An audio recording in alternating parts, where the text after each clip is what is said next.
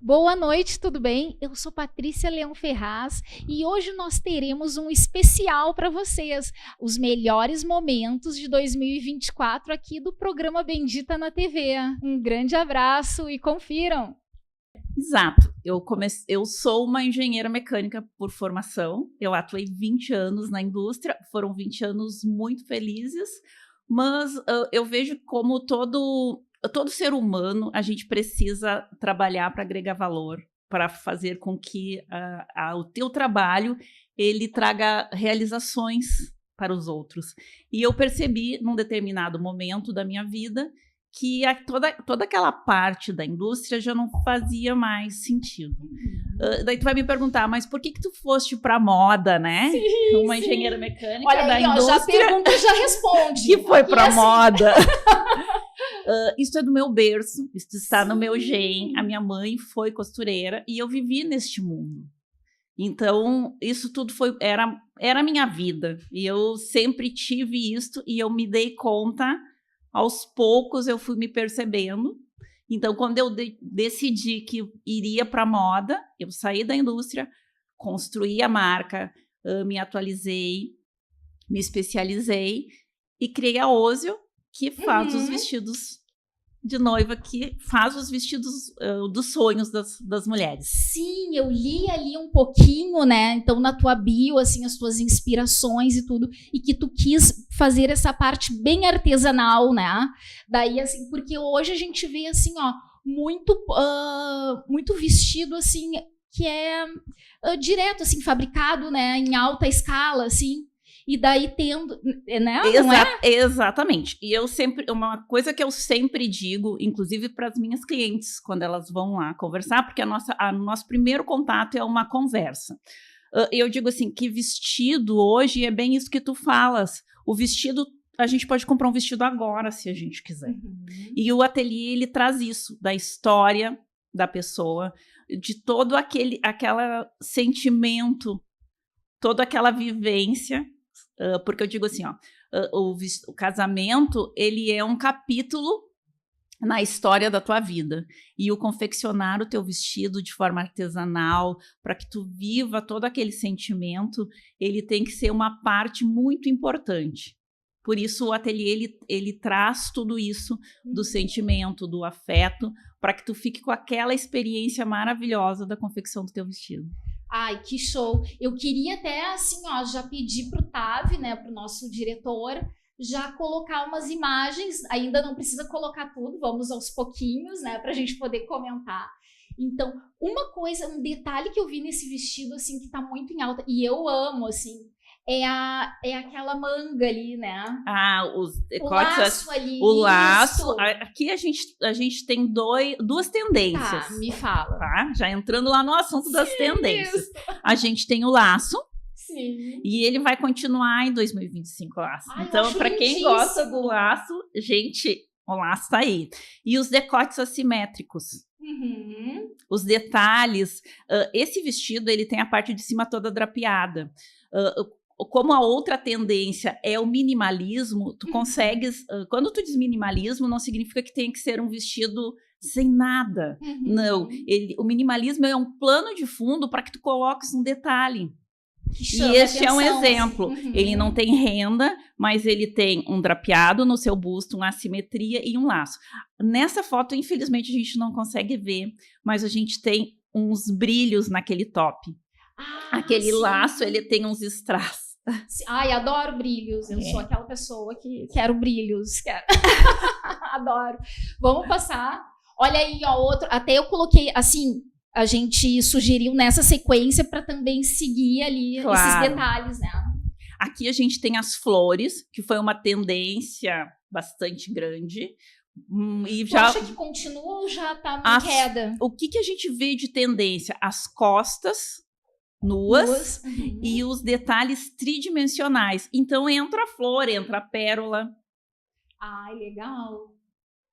Pode passar, que eu acho que é o vestido daí inteiro agora, É o vestido inteiro, ele tem flores na sua barra e ele é um corte sereia. Amei. Tá, daí agora a gente para aqui, depois a gente segue. Segue nas demais. Isso. Tá. Queria que tu me falasse assim, ó, a questão da escolha. Certo. Tá, que é uma coisa assim, ó, é difícil, tem... Claro, vai ter todos os tipos de noivas, tipos né? de noivas. Assim, a que fica mais indecisa, a que quer tudo num vestido só, a que outra... Ai, não, tá tudo bem. Tem essas do tudo bem. Ah, eu gostei disso, tá ok. Tem? Tem. E eu vou te confessar, é a que tu fica assim, né? Isso, te assusta. É este. Mas, porque na nossa conversa, no meu processo, a gente conversa. A primeira coisa que a gente precisa fazer é conversar muito. Sim. O que tu gosta, o que tu não gosta. É muito importante eu saber qual é o cenário, as tuas particularidades. E a gente, dessa nosso bate-papo, geralmente sai 3 croquis. E quando tu faz o primeiro croquis, E a pessoa já é gosta. este. Que bom. Tu não sabe nesse que bom. Vai Mas mudar de sabe, ideia. a gente faz mais 2. Não é este. Ai, mas é bom, porque daí a pessoa não fica naquela... Eu acho que eu sou assim, porque se eu for ver, assim, ó, vários, eu já vou ficar indecisa.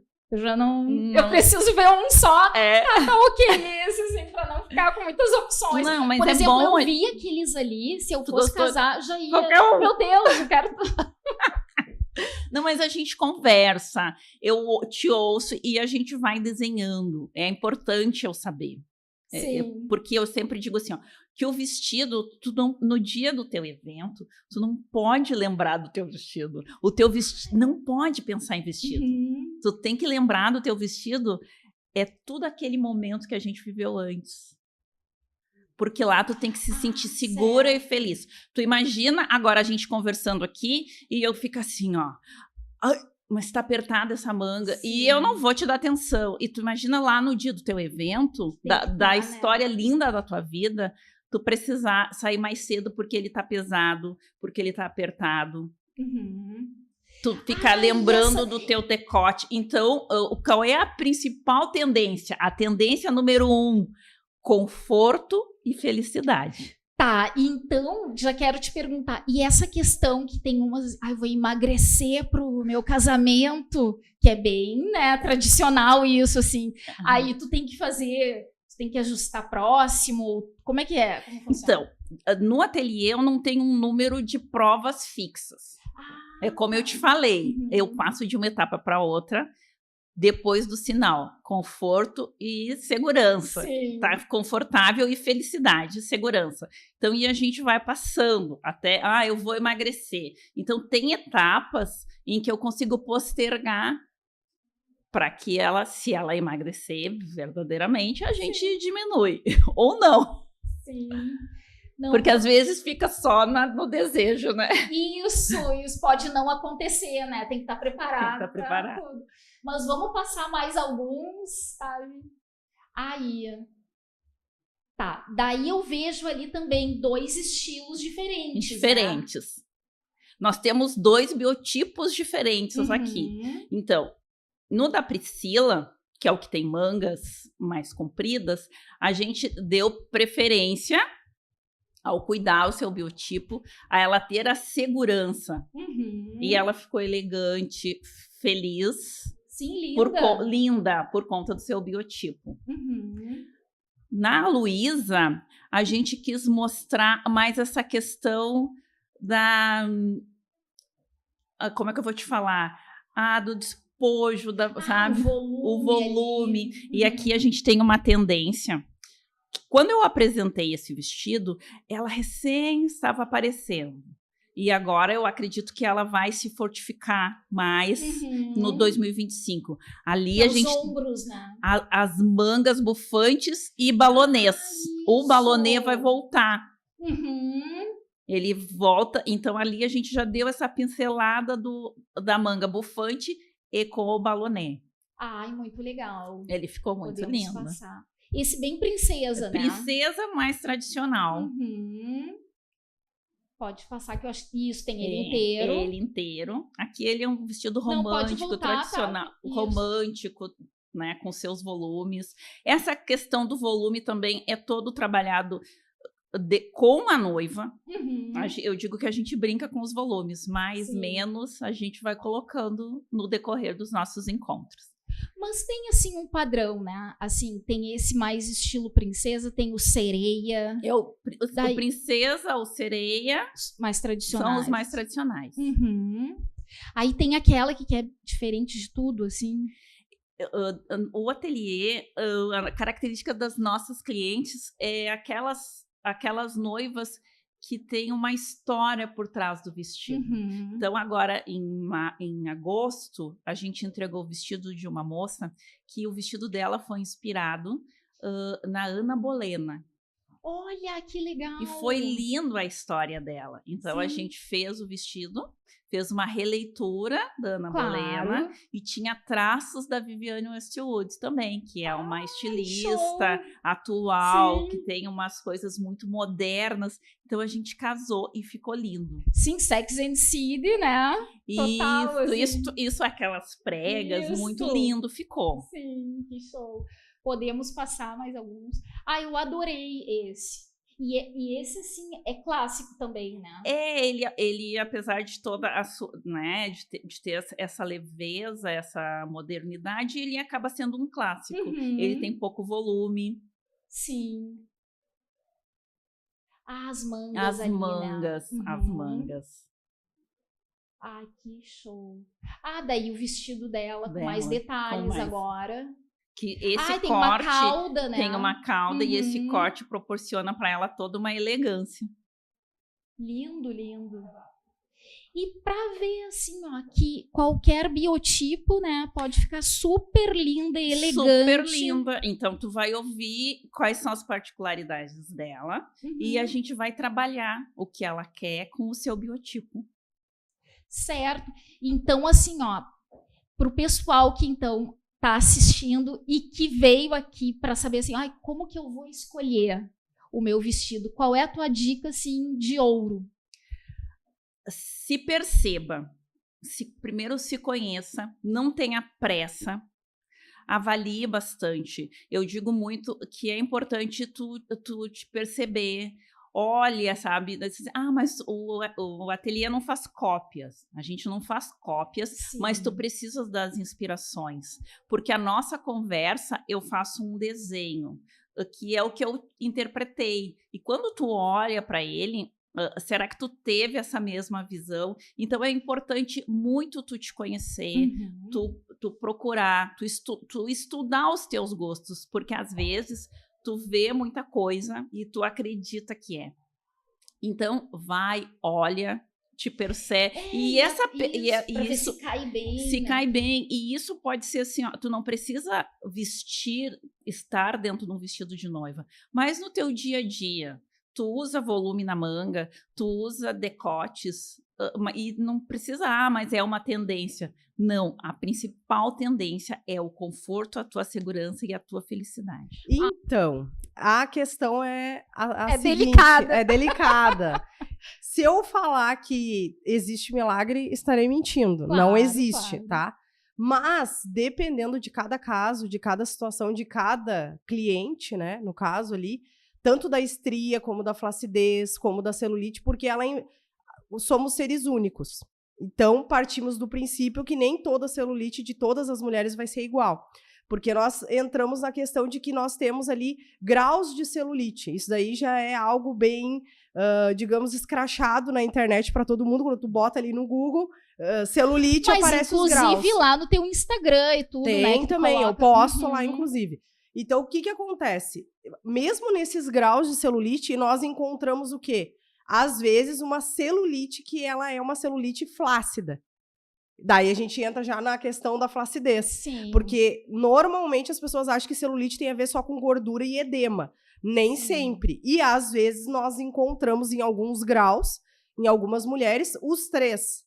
A gordura, o edema e a flacidez. Sim. Então, por isso que eu trago para ti, né? E eu acho importante para o pessoal que está nos assistindo e as mulheres, que é algo que eu converso muito lá na minha clínica quando eu vou fazer a consulta estética, nesse fator que não é algo muito visto na nossa estética, infelizmente, das profissionais da estética serem sinceras no aspecto assim, vai dar para fazer ou vai ser algo só de, digamos assim, vamos fazer e o que der, deu, e não ser sincera para cliente. E daí dá aquela frustração na pessoa. Exato. Aí é onde entra a frustração e entra também o parâmetro de que, às vezes, as mulheres colocam todos os procedimentos como ruins. E não é. Entende? Sim. Não é. Então, nós temos essas variações aí que, se a cliente for bem avaliada e entrarmos numa estética que é a que eu defendo hoje em dia, que é uma estética humanizada, e um plano de tratamento personalizado, e não o tal dos pacotes que as pessoas vendem. Sim. Até porque nós, esteticistas, biomédicos, todos que trabalham na área da estética, nós somos de uma área que é, sim, da saúde. Nunca vi nenhum médico entregar pacote de tratamento para ninguém. Exatamente. Então, tá isso certíssima. é algo que, inclusive, eu corrijo muito as minhas alunas no técnico em estética sobre essa questão de pacote. Gente, não vendemos pacotes, nós vendemos planos de tratamento.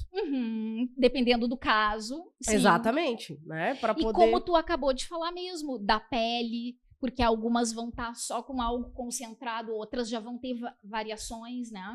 E outra coisa também, Patrícia, pegando um gancho aí, e vamos deixar a mulherada de casa com uma pulguinha atrás da orelha. Adora, né, Andréia? Eu adoro coisas polêmicas. E, digamos assim, ó, é algo que é o que tá em alta hoje em dia na estética. Sim. E esse nome o pessoal vai dar um Google em casa, com certeza. Tá, vamos lá. De medo. Lipedema. Tá? O lipedema é algo que até um tempo atrás o pessoal tinha como celulite.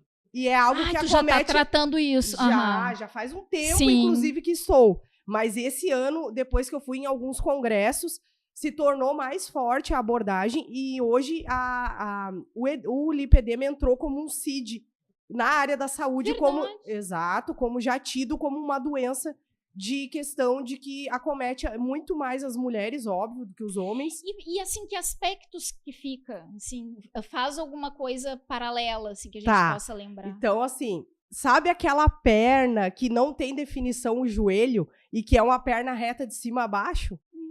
E que tu olha, é toda a perna... Roliça. Exato. E toda a perna com aquela... E pode ser magrinha aspecto. Ou gordinha. Pode. Até porque, assim, o lipedema, tá? Ele é algo que ele acomete braço, ele acomete regiões separadamente. Então, necessariamente, não quer dizer que ele vai acometer toda a perna. Sim. Mas aquela mulher que tem um quadril muito grande, uma bunda exageradamente grande, que, a princípio, o pessoal fala que é natural, hoje em dia já foi comprovado que não é natural, que já é a disfunção do lipedema.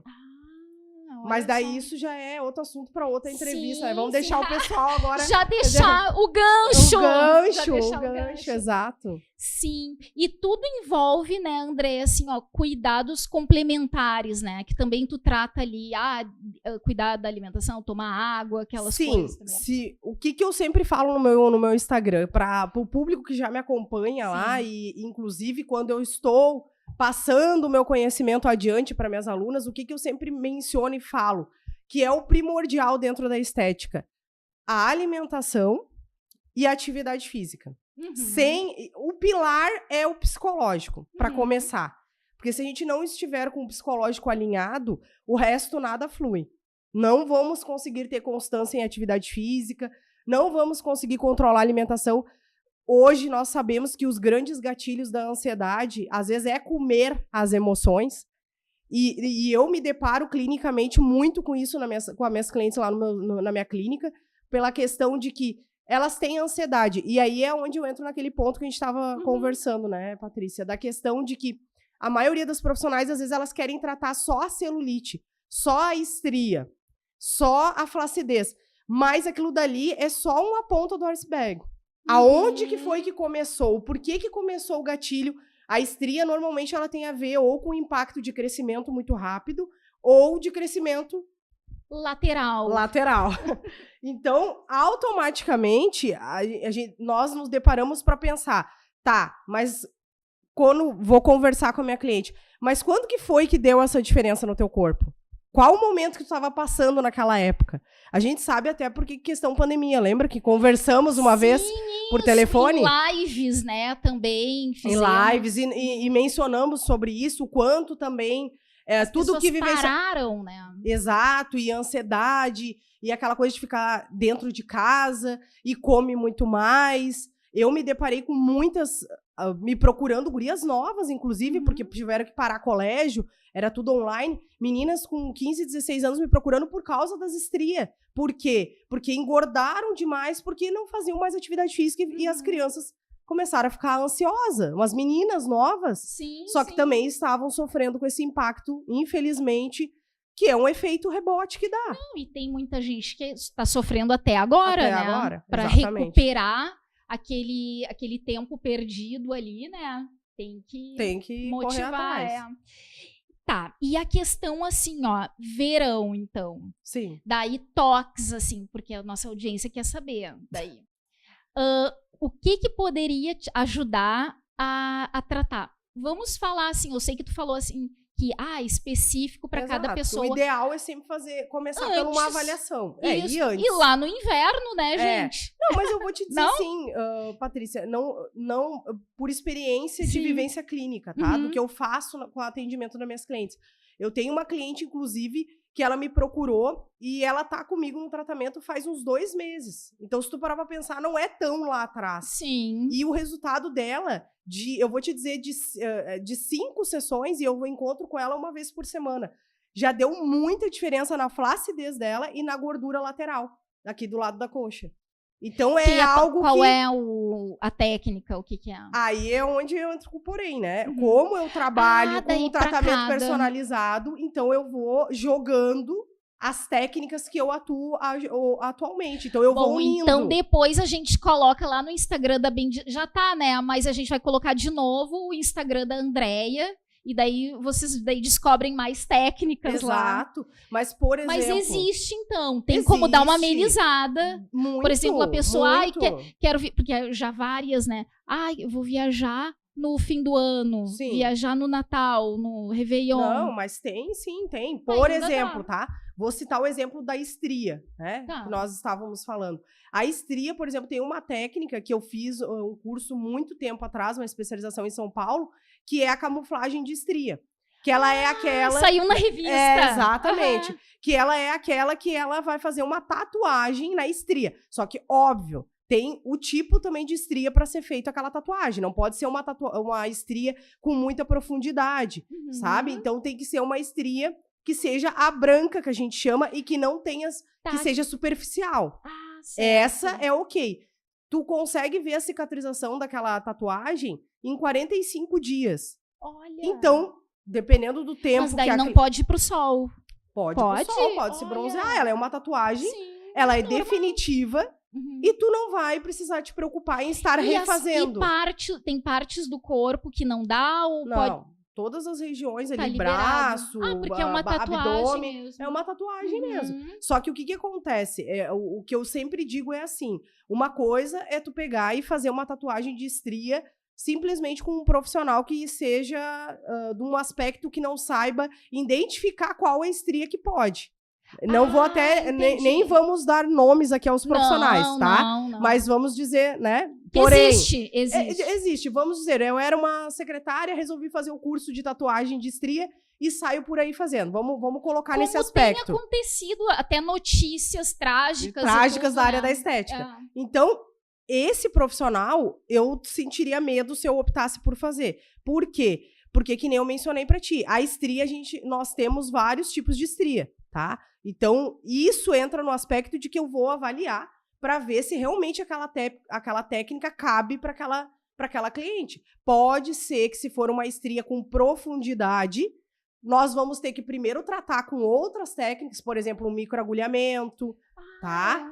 A sangria, que a gente chama, que é com um sucssor, e ali a gente entra com alguns ativos para tratar. Aí vai levar mais tempo. Sim. Mas se for uma estria branquinha, só superficial ali, já podemos fazer a camuflagem e já é algo que para o verão já fica pronto. Sim. E a flacidez? A flacidez é um porém, porque a flacidez é algo realmente para ter um efeito lift muito mais difícil de conseguir tratar assim, digamos que muito a curto prazo. Lida-se com exercício também. Sim, o exercício, dar uma ajudada, exato, né? Porque daí a gente tem aquela troca de que, sim, obviamente vai perdendo a parte de gordura, mas tem que ter o volume daí do músculo. Isso, então esse que tá seria ajudando. o ideal. Isso. Aí tu procurar profissional esteticista para dar aquela cereja do bolo, digamos assim, Sim. que é para poder ela tratar a parte tissular. Que daí, no caso, seria a pele. Dizer, a pele. Muito bem. Então, aí a gente entra ali com dermocosméticos, que hoje nós nos deparamos com dermocosméticos com muita tecnologia, né? E que aí sim ele vai dar aquele glow que a gente quer dentro ali de um prazo de, vou te dizer assim, dependendo do grau de flacidez, que nem eu mencionei da minha cliente. Sim. Um mês e meio, tu consegue já um efeito muito incrível. Claro, trabalhando com as técnicas e com produtos, né, com dermocosméticos de alta qualidade. E da mesma forma a celulite, ou tu vê que a celulite a mesma forma a celulite. A mesma forma então, seria a celulite. Então, gente, ainda dá tempo, né? Dá, de dar uma dá tempo. Dá tempo. Ali. Fazendo uma união aí de atividade e alimentação. Bastante água. Bastante água. Porque assim, ó, a pele, depois que tu toma bastante água, muda tudo, né? E outra também, a questão assim, ó, Patrícia, a inflamação do pessoal, da mulherada que bebe muito. Vamos ressaltar aí, aqui, tá? Deixa só pro Natal e o Réveillon. Exato. Que bebe muito, que gosta de comer muito carboidrato. A inflamação que gera é uma inflamação que, se a cliente começar a ter o bom hábito de... Se ela parar 3 dias de comer em excesso isso, ela já nota um desinchaço, assim, bem significativo. E daí isso favorece também no resultado dos tratamentos. Fico bem curiosa, assim, porque agora não. Tu falas muito, assim, sobre o gerenciamento facial, da estética, né, facial. E eu queria saber o que é esse gerenciamento, como que funciona, a partir de que idade? Bom, é um assunto muito amplo, né, e a gente às vezes tem dificuldade de começar a falar. Bom, eu estou na estética há mais de 6 anos e vi a mudança, houve uma grande mudança na estética desde o início, quando nós começamos com procedimentos faciais apenas com preenchimento de ácido hialurônico, e hoje a estética sofreu uma rápida modificação, voltada hoje mais para tratamentos estéticos, tratamentos para prevenção de envelhecimento, né? Então, eu tenho elevado a autoestima, já elevei a autoestima de mais de centenas de pacientes, e a maneira com que eu trabalho é justamente essa, gerenciando esse rejuvenescimento, ou então prevenindo o envelhecimento através de procedimentos naturais. Ai, que ótimo! Não, e quanto mais o aspecto natural já passou, né? Aquela fase de, assim, aparecer uma boneca de porcelana, assim, né? Agora o pessoal tá voltando a querer um aspecto mais natural, né, doutora? Um dos fundamentos da estética hoje é manter as características naturais do paciente. E, graças a Deus, a gente tem procedimentos que a gente pode manter essa característica. Nós, lá na clínica, temos um leque de procedimentos que nós realizamos na paciente, porque a paciente, muitas vezes, ela tem dúvida por onde começar. Esse é um dos maiores problemas atualmente. E dá para fazer daí uma análise, então, assim, consegue daí detectar ali as necessidades. Sim, nós temos uma primeira consulta, né? Nós marcamos uma consulta com essa paciente, e nessa paciente, então, eu descrevo todas as possíveis intervenções que eu posso utilizar nessa face para continuar mantendo esse aspecto natural. Mas veja bem, não é num passe de mágica, nós precisamos de um tempo, dependendo do grau das disfunções, como se ela tem muita flacidez, se ela tem muita ruga, porque geralmente, se for uma coisa muito rápida, não fica natural. Então, assim, a nossa abordagem é mais tratamento, e nós temos diversos tratamentos como... E me diz uma coisa, tem aquela questão assim, ó, de ser melhor fazer no inverno, ou não tem mais isso? Existem alguns procedimentos que a gente reserva para o verão e outros procedimentos que a gente reserva para o inverno. Por exemplo, os peelings, que a gente precisa ficar uns 15 dias sem ir para o sol. Então, o peeling, a gente considera aqueles peeling médio e profundo que devam ser feitos mais no inverno. Mas os bioestimuladores, por exemplo, que são para tratar a flacidez, que não aumentam a face. Não dá volume. Não dá volume. Esses, eles podem ser feitos em qualquer época do ano. E dura quanto tempo? Que esse, assim, o pessoal adora, né? Assim, o resultado vai acontecendo ao longo do tempo, né? Exatamente. Nós temos protocolos dependendo do grau de flacidez que essa paciente apresenta. Então, se você chega lá com 65, 70 anos de idade e nunca fez nada, é claro que nós temos ali um protocolo de 3 sessões durante um ano, mas não se preocupe, você não vai precisar continuar fazendo essas 3 sessões. Depois você só faz uma manutenção. Ótimo. Agora, se você chegar lá assim com 30 e poucos, 40 anos, não, vamos começar com uma sessão de bioestimulador. Vamos ver como é que tua face trabalha. Sim. Gente, e eu tô olhando para a doutora Ivete, tô pensando assim, ó, isso eu tô imaginando, vamos ver. Assim, que tu fica olhando pra pessoa e tu já fica assim, ó, isso aqui. Não? Tu não fica assim? Não, a gente tem muito cuidado por exemplo, não, mas a gente até conversando, pensa, Ivete. A gente até pensa, mas a gente tem muito cuidado em passar isso para o paciente. Claro, sabe claro. por quê? Porque a primeira pergunta que deve ser feita, qual é a tua queixa? A partir da queixa do paciente... Que é o que incomoda, né? Que é o que incomoda ela, que nós vamos sugerir determinados procedimentos. Só para te ter uma ideia, muitas vezes a queixa é justamente o famoso bigode chinês. Mas hoje a gente não pode preencher diretamente o bigode. Porque fica, né, um volume. Pode dar um volume. Então, nós temos umas intervenções que é sustentar, por exemplo, esse malar. Dessa forma, nós vamos... fios? Com fios, ou mesmo com bioestimulador, que vai durar mais tempo que os preenchimentos, e ela vai ter um resultado mais natural do que simplesmente preencher aquele suco nasogenial. Sim, que daqui a pouco a pessoa vai ficando, né? Às vezes a pessoa é magrinha, mas está com o rosto bem inchado, disforme, né? disforme. Isso. Então nós temos padrões estéticos de beleza, aonde a gente quer conservar essa face com a maior naturalidade possível. Então tem regiões que a gente trabalha para manter esse aspecto natural sem deixar... Fica daí aquela da visão das pessoas, assim, fica, ai, o que será que ela fez, né? Ou fica assim, ai, como tu tá bem. Mas ela não reconhece muitas vezes. Isso, porque daí tá plena ali, tá com um ar mais... viço, né? Um viço, assim, no rosto. Então, a gente percebe isso, né? Eu gosto de comparar muito a ginástica que você faz com o corpo e a ginástica que muitas vezes você não faz na face.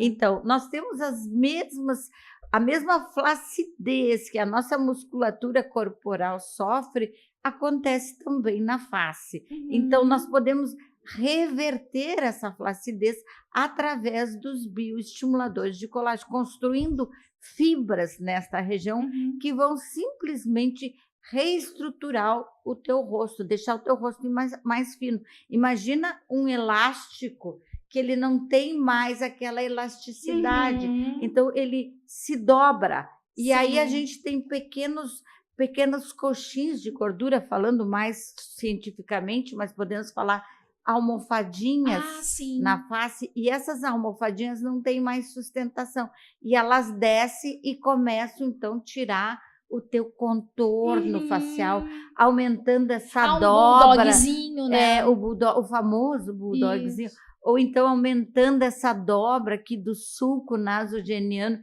E aí as pessoas veem, não, eu quero resolver isso. Não, isso é a consequência. Existe uma causa para isso. Então, tudo isso a gente aborda numa primeira consulta. E me diz uma coisa, questão pescoço. Assim, ó, tem salvação? Tem salvação, o pescoço tem salvação. Nós temos bioestimuladores de colágeno também para o pescoço, que a gente aplica, né?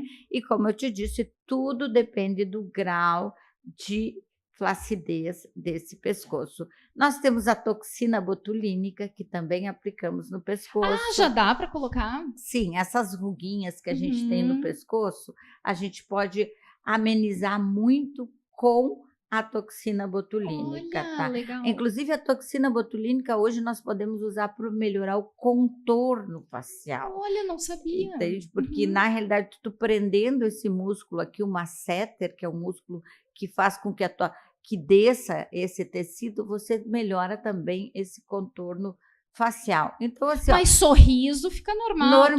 Normal, assim. Então, assim, é importante a gente fazer uma avaliação, fazer uma consulta onde você vai ter um programa que a gente vai poder, aos poucos, te tratando e resolvendo algumas disfunções. Tu sabe que a gente está trazendo aqui algumas profissionais da beleza, né? Porque tem essa época, é uma correria, né, Ivete? Assim, todo mundo quer estar bem e tudo. E então ela até falou assim, ó, muito cuidado com os pacotes, com os planos, né? Porque cada pessoa, como tu estás falando agora, cada pessoa tem uma necessidade diferente, né? Lá na clínica nós temos protocolos personalizados, tá? Então, você tem, por exemplo, uma flacidez das mãos. O que nós vamos usar para tratar essa tua mão? Porque a gente foca muito em resultado. Então, aquela mãozinha, às vezes ela tá flácida, às vezes ela tem algumas manchinhas. Então, como é que nós vamos resolver isso? Com procedimentos adequados para isso. Bom, claro. Vamos tratar a flacidez com bioestimulador de colágeno, vamos tratar as manchas com um peeling. Então, assim, protocolos específicos para cada região naquela que você precisa, tá? Sim. Então, assim, ó, isso até já é um aviso, porque tem ocorrido várias, né, situações, assim, de procurar profissionais realmente habilitados, né, doutora? E também, assim, ó, não se atirar em pacotes, em coisas, assim, porque cada pessoa vai ter uma necessidade diferente, como a gente já está comentando aqui. Por isso é importante uma avaliação inicial. Nós temos ali algumas coisas que a gente oferece de cortesia, por exemplo, a gente faz um Botox Day e oferece nesse dia uma consulta gratuita. Que já somente varia. Nesse dia a paciente tem a vantagem. Nós fizemos vários day, tá? Então nós temos o Beauty Day, onde a gente aplica bioestimulador de colágeno. Mas se você precisar de algum outro procedimento, a gente já faz uma avaliação nesse dia e te oferece outros procedimentos. Sim, que tudo vai trabalhar, né, em conjunto, né, para a pessoa daí ficar super bacana.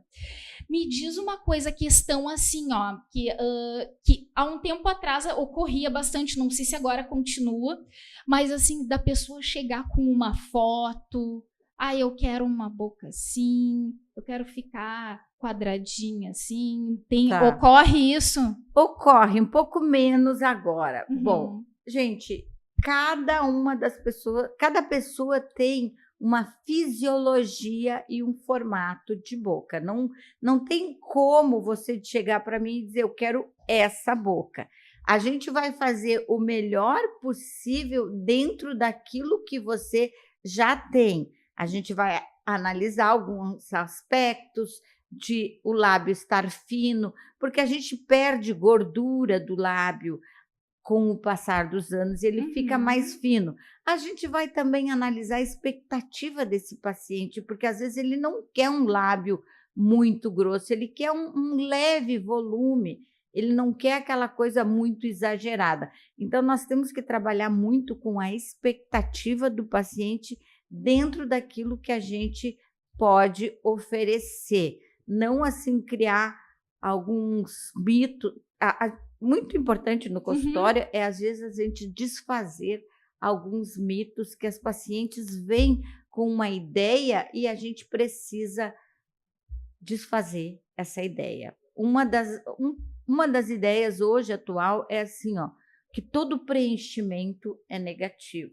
Ah, sim. Tá. Ninguém mais quer preencher porque acha que a face vai ficar inchada. Não. Existem alguns locais pontuais que a gente precisa fazer esse preenchimento. Por quê? Porque ali naquele local você perdeu gordura. Tá? Então, ali seria interessante você repor um volume, um pequeno volume, mas que vai te deixar um aspecto mais rejuvenescido.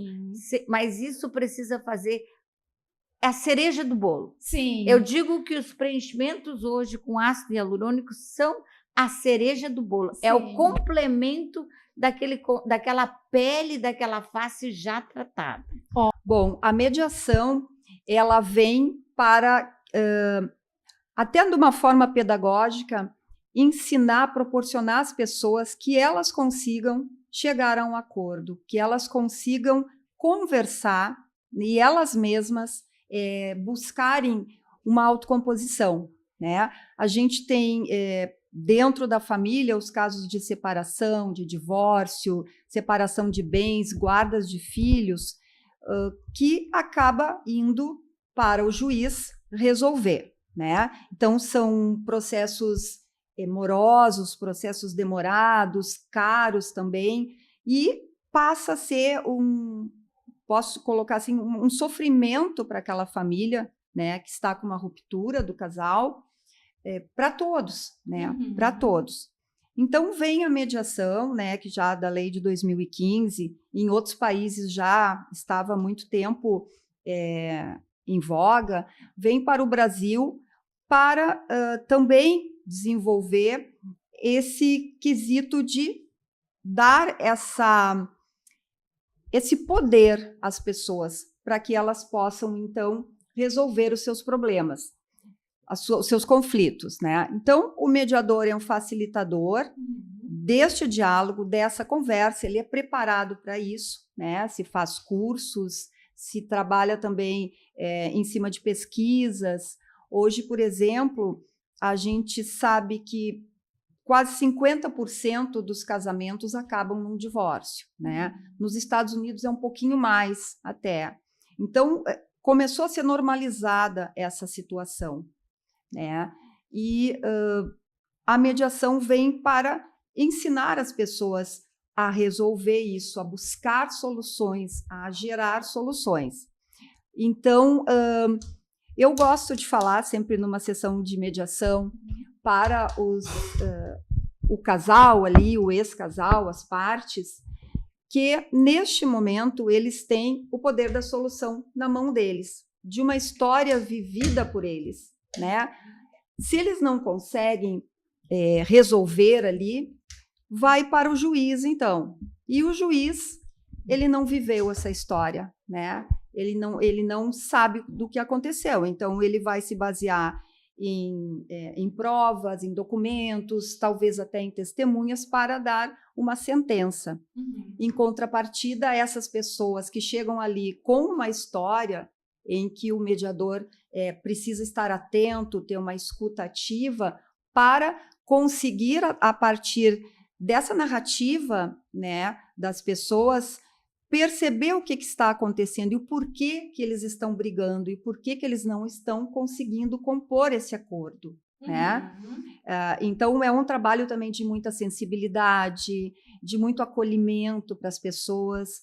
As pessoas chegam muito cansadas dessa briga, com muito traumas, né? trauma, ranços também, né? Sim.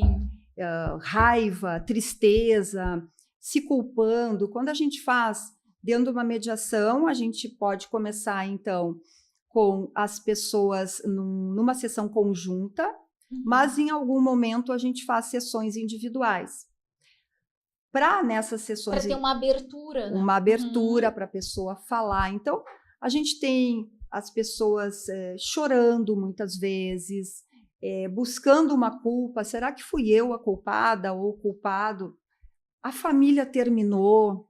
Então, a gente precisa ajudar para que eles percebam que a família não terminou, né? Mas sim a conjugalidade deles, enquanto casal, então, eles não vão mais andar juntos, mas a parentalidade deles, ela permanece e ela precisa, inclusive, se fortalecer, porque é um momento que tudo vai mudar, né?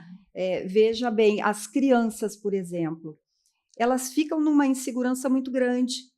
O pai e a mãe estão se separando, cada um vai para o lado. Será que eles vão me levar? Será que eu vou ser abandonado? E isso se passa e tem pesquisas, como eu te disse no início, pesquisas muito sérias, né, da área da psicologia infantil, mostrando isso, o quanto as crianças se descompensam total. Medo, elas sentem culpa também, né? Eu também trabalho na área da educação e da psicopedagogia, e muitas vezes elas pensam que talvez o pai e a mãe tenham brigado e se separado porque ela não fez o tema. Várias vezes ela não fez o tema. Sim, e coisa simples, né? Coisa porque para simples. criança é tudo na simplicidade. Exato, porque ela não arrumou o quarto, não organizou os brinquedos, então eles brigaram, se separaram e a culpa é minha, né? E isso é muito sério, porque aí a gente tem uma gama de consequências: baixo rendimento escolar, dor de barriga, dor de cabeça, raiva. Elas estão ali no meio, né, daquele conflito. No meio, exatamente. É no momento que o conflito é trazido para a criança, para os filhos, né, fica mais complicado ainda, né, porque esse pai e essa mãe também estão passando por isso, né, Sim. pelo rompimento. Então é difícil para eles também. E a criança, como eu disse, além dessas consequências que são físicas, psicológicas, tem também a questão de muda totalmente a parte financeira, né? Eram 2 num núcleo sustentando, então isso muda também. Muda a vizinhança, porque eu vou me mudar com a minha mãe, eu vou para outro lugar. E tem também aquela história, claro que agora está mais protegido, né? Mas aquela história também de não deixar certas coisas com o outro parceiro porque se separou. Claro que agora tem as leis para essa proteção, né? Para que não haja essa coisa do encerramento de vínculo, né? De alguma das partes ali. Sim, isso é bem interessante que tu falaste. Quando o pai, né, sai, fica com a guarda compartilhada, com residência fixa com a mãe, o que acontece? O pai aluga outro espaço, né, compra outra casa, e essa criança ela não se sente pertencente àquele espaço, né? Ela já teve, então, o pai e a mãe se separando, e aí ela chega num espaço que não é o dela. Por mais que o pai monte o quarto ali, é importante que leve fotos, que leve objetos que tinham na casa, que possam fazer que a criança se sinta à vontade e que tenha esse sentimento de pertencimento, né? Quando é tão interessante isso, Patrícia, eu também, como professora, a vida toda de criança, como psicopedagoga, percebo que as crianças, elas precisam se sentir amadas e seguras, mesmo durante esse processo, principalmente durante esse processo de separação. Então, é necessário, né, que o pai construa um espaço com vínculo para eles, né, que tenha o cheirinho deles, as coisinhas deles, né? Então, tem que sentar com a mãe e dizer, olha, eu estou saindo, o que eu posso levar, como é que eu vou montar o espaço das crianças lá na minha casa, né? Até a ruptura, é interessante isso também, familiar, né? Saíam todos juntos no final de semana, iam fazer o churrasco na casa da mãe, da mãe, né? Da avó materna ou da avó paterna, com os priminhos e tal. Quando há ruptura, fica tudo muito melindrado. Então, a criança já perde isso. Se ela sai lá do condomínio, da casa onde morava com os pais, ela vai para um outro espaço, ela perde aqueles vizinhos. Também. Se ela muda de escola, porque tudo mudou, ela perde os colegas. Percebe quantas perdas perde? E perde. no momento que assim, a infância, eles querem tudo assim seguro, né? Tudo, Com isso certeza. é meu. Eu até vejo pelo meu filho assim, isso é meu. Se a gente vai, por exemplo, a colocar uma poltrona, doar uma poltrona. Mas será? Eu quero, gosto, e tem aquele apego, né? Imagina daí tendo toda essa função de mudança, né? Exatamente. E essa sensação de estar perdendo. Eu perdi amigos, eu perdi escola, eu perdi os familiares. E aí entra um outro fator. Quando esse pai ou essa mãe, ou ambos, já iniciam uma outra relação. Então, eles vão ter que conviver com outras pessoas, né? Com os parentes da nova companheira do pai, com os parentes do novo companheiro da mãe. Isso também pesa para eles, né? Tudo uma novidade. Assim, tudo uma novidade, né? E muitas vezes o pai, olha, beija fulano, né? É tua madrasta, enfim. Então, o cuidado... Tem algumas imposições, né? Algumas imposições, isso que eu ia dizer. O cuidado de não impor, de não obrigar, né? Saber que aquela criança está passando por um processo, esse processo é longo, né? Deve ser bem observado, porque a gente pode ter aí crianças que não querem comer mais, emagrecem, ou começam a comer demais doce, engordam, ou ficam só dentro de casa, não querem mais sair, a vida social é limitada, né? E nós podemos chegar a isso em estudos que se faz, de ter crianças ou adolescentes que chegam a se automutilar, né? E aí como eu vou dizer, é um sinal gritante que para tudo e busca um profissional. Sim. Né?